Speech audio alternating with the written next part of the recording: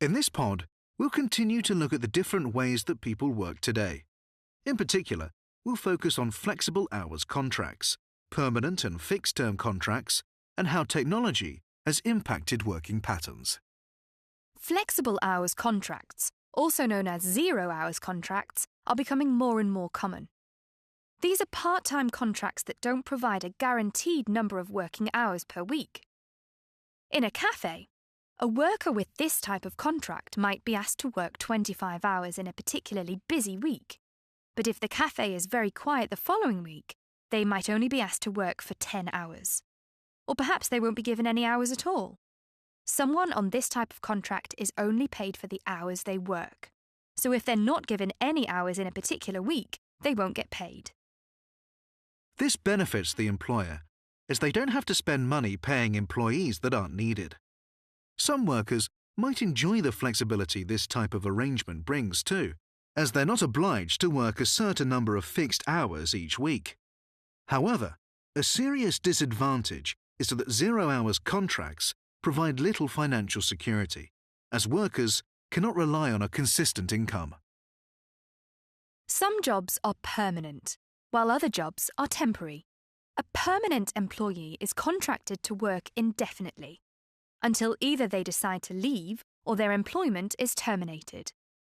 On a temporary or fixed-term contract, a person is employed only for a set period of time. For example, hotels are often busiest during the summer months, so might require additional staff for 3 months of the year.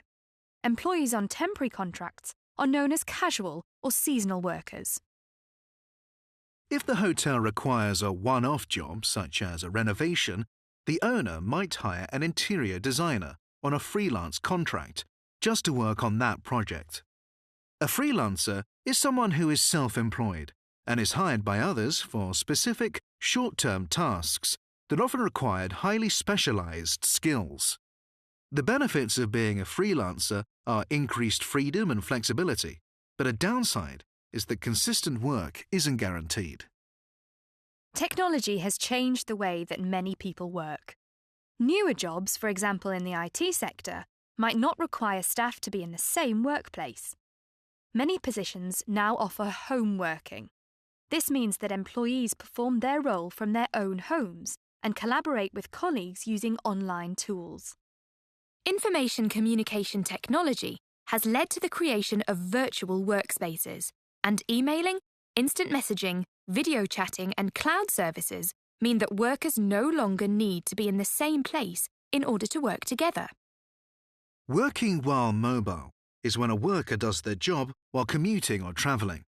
This increases efficiency, as a long train journey, which would otherwise be wasted time, can now be spent answering emails, having meetings over video, or performing other tasks. Flexible working combines these arrangements. An employee might spend some of their time in an office and the rest working from home or while mobile. Of course, working remotely isn't possible in all jobs, and it does have disadvantages. But where it is possible and works well, it's a great way to motivate staff and attract and retain the very best workers. Staff with more freedom and flexibility are likely to be happier and more productive in their jobs.